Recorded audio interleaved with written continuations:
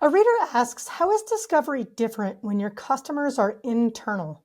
Another great question that I get a lot. So there's some pros and cons to this. The biggest advantage of internal customers is you should have easy access to them, right? When you're trying to interview a customer, you're just scheduling a meeting on the calendar with a colleague. Now, I know a lot of companies have huge meeting cultures and it's actually really hard to get on somebody's calendar. But usually this is much easier than trying to get in touch with an external customer. I think the biggest challenge that I see is that we forget to think like product people. So with internal customers, we tend to have meetings with our colleagues and we ask them what we should build. We ask them what they need.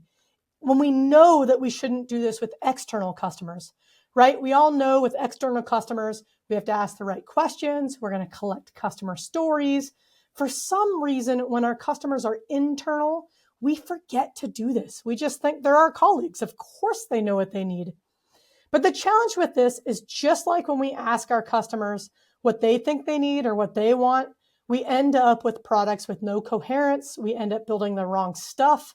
Our customers, whether they're internal or external, are not always able to express their needs. And even when they are able to express their needs, they're not always the best person to design the most appropriate solution. That's our job as technologists.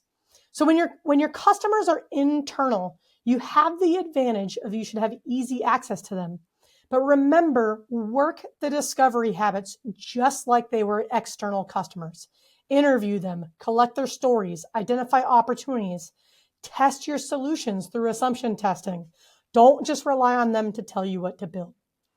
Do you work with internal teams? What are your best tips for doing discovery with your internal colleagues? Please share in the comments.